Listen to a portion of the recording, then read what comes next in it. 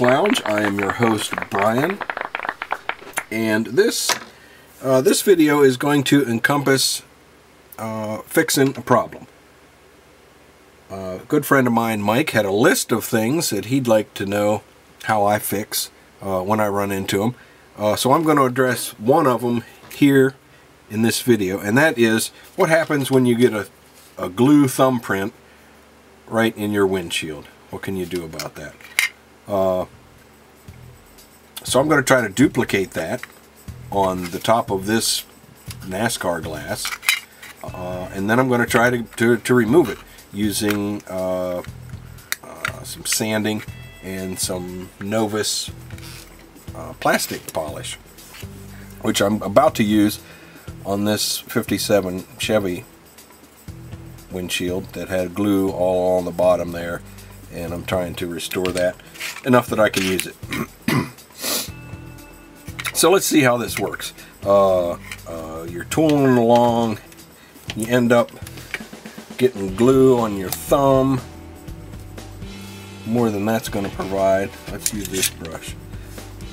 You get some glue on your thumb. You're not paying attention. You got all kinds of glue, glue, glue, glue, glue, glue, glue. And then you pick up your glass. Oh, I'll just pick that up. Uh-oh. I want to make sure I get it good and mashed in there.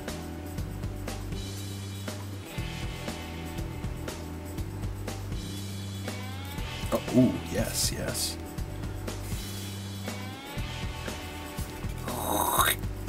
Ooh! Oh no! By golly! That's exactly what I had hoped to get. That is the classic thumbprint in the windshield. And there's no residue on my thumb. Okay. So I'm going to let that cure up. I'm going to let that set up. I think that's the first stage, is to not do anything with it when you first realize that you've done it, because you're just going to make it worse if you try to wipe that off or something, because that is not a glue on the surface. That is, the glue has melted the surface and your thumb has made a design in it.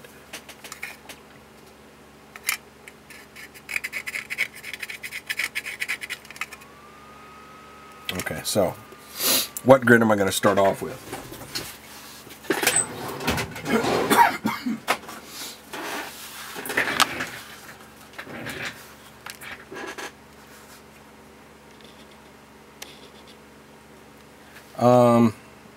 I guess I'll start off with 1500. That might be that might be a little too fine. I'll start off with 1000. Oh no, I don't have any 1000 grit sandpaper. Well, I'll start off with 1500 and pretend that it's 1000. If that ain't enough, I got some 1000 around here somewhere. I just need to cut it up into these little handy squares. I probably should be wet sanding, so that is not to be used. That's already been used. So maybe what I should do is tape off around this so that I don't inadvertently sand more than what I need to. Is that something I need to worry about? I probably should. I haven't done that before, but I haven't necessarily had a spot like that before. So I'm going to put down some 3M precision tape, which is what I use for all my masking. It's a nice thin tape. This wet sanding is probably going to lift this lift that masking tape up.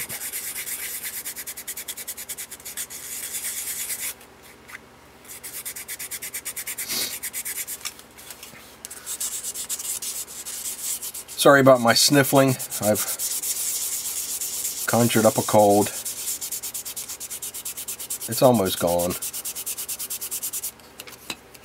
So if you select too rough of a grit, I mean the rougher a grit you select, the more times you've got to sand this, because you've got to go from, if I'd have started it at 600, I'd have to do 600 and then 800 and then 1000 and then 1500. But if I start at 1500, I don't have that far to go.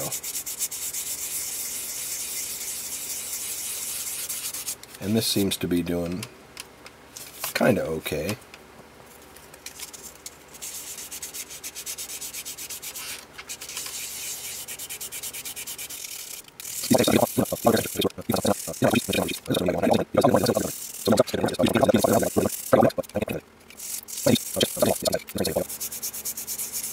Yeah, the tape was not a good idea. It's just moving out of the way.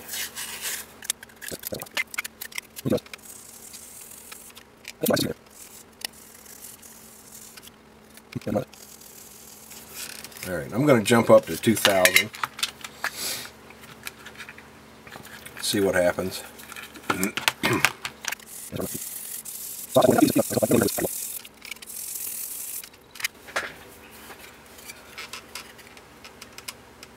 So there's still a little bit of a halo there of where my thumb went in.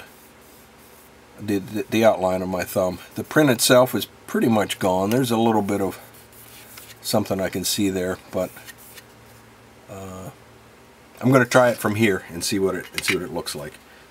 So next up is Novus number 3 heavy scratch remover.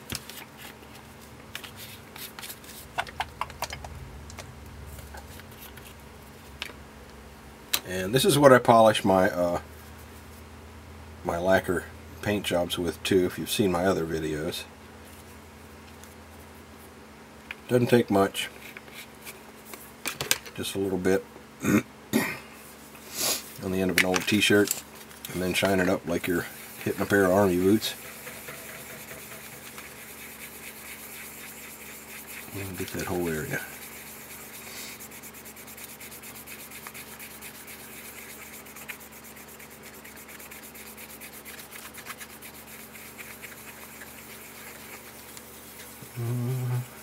The thumbprint is coming back.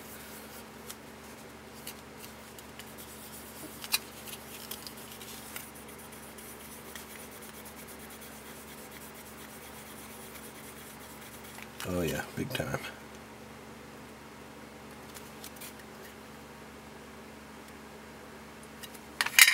For giggles, I'm gonna try the number 2.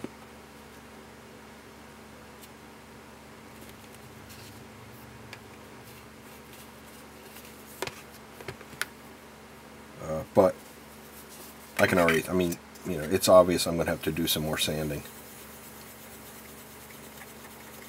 But I wanted to see what the results would be just with some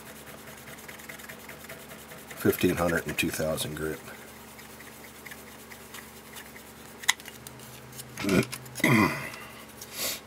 So that's the results you would get. It's almost back to factory, but you can see that there is, if you can see, I think you can.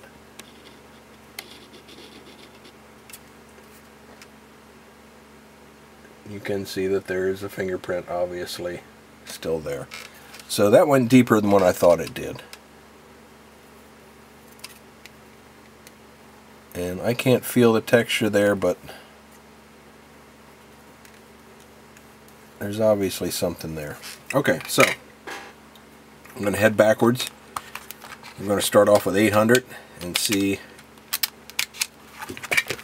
if that'll take. Oh.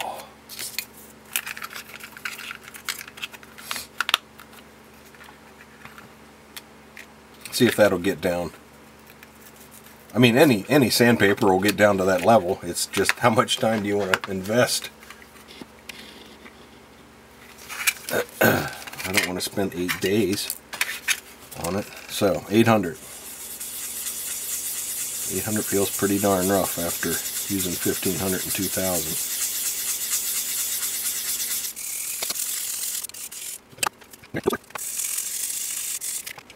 Still there.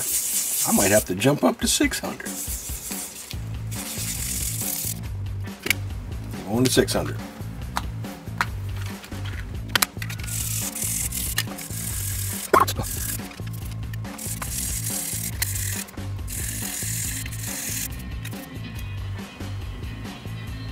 I can't tell, but that might have done it.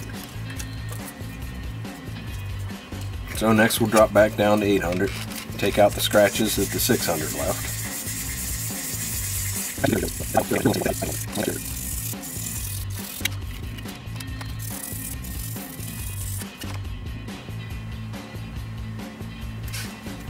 Okay, I gotta go find some 1000 grit sandpaper.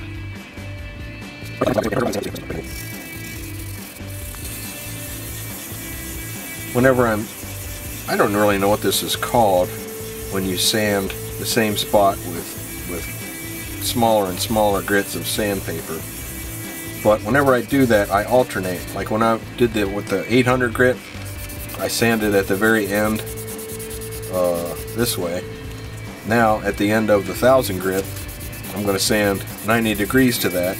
So if I see any scratches that are heading this way, I know that those are left over from the 800. And then this sets me up for the next step, where I'll be looking for any scratches that head in that direction.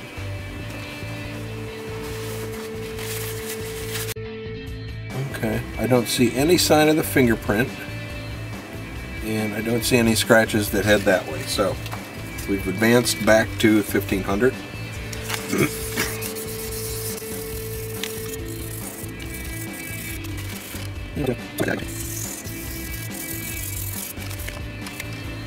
Okay, progressing to 2000. I go through, after I cut these to this size to fit in there, I go through and write on the back of each one what size it is. That way when you've got to stack them like this, you know.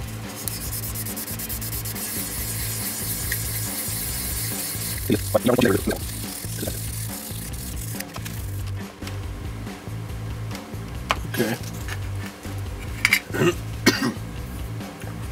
There are finer grits than 2000, and you can use them and get far better results than what I'm going to get here, because I'm stopping at 2000. A lot of times though, it seems like it's good enough. For glass though, it might not be. It might be why I've never been able to get to the, you know, back to the factory clearness. Incidentally, also be careful when applying pressure to plastic windshields, because you could snap it right in half. There is quite a bit of flex going on there.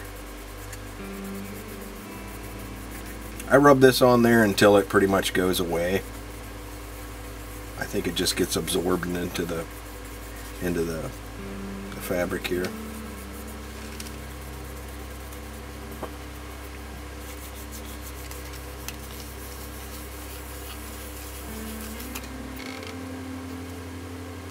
There's a little bit of something right there, but I think that's on the other side. That was there when we started. Or not, I don't know. Okay, so that's number 2. No, I'm sorry, that's number 3. I always lay that down on top of the hunk of t-shirt that I use. That way I don't cross-contaminate my polishes.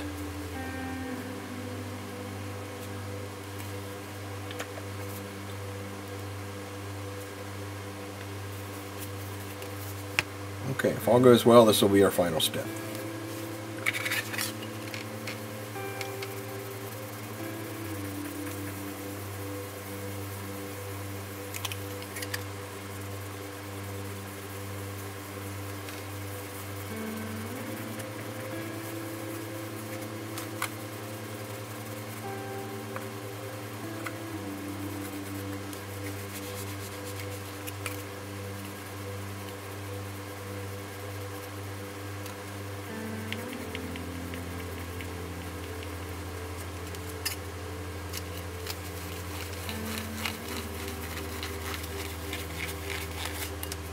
Okay, there it is. Fingerprint gone.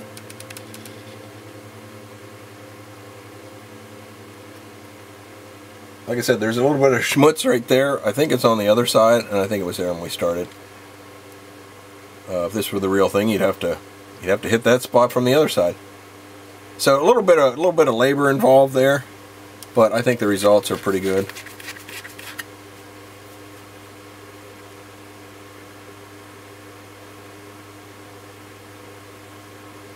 Okay, hope that works out for you, and good luck. Okay, so here's the equipment that you'll need. 600 grit sandpaper, 800, 1000, 1500, and 2000 grit. You need all of those because if you skip one, you're going to have to play catch up with the next size down. And it's just going to be more work for you. You're also going to need some Novus number 3 heavy scratch remover and some number 2 fine scratch remover. They also make a number 1. It's more of a protectant slash polish that you can use at the very end of a project when you are completely done touching it. I don't think it does any actual I don't think there's any abrasive to it. It's more of a waxy protectant. Okay, I'll call it a video at that point. Hope that works out well for you. I do have a list of other things that Mike would like to know about, and we will be delving into those in our next videos. So subscribe if you would like, hit that bell notification button, and you will be alerted when the next video is released. Thanks for watching. Party!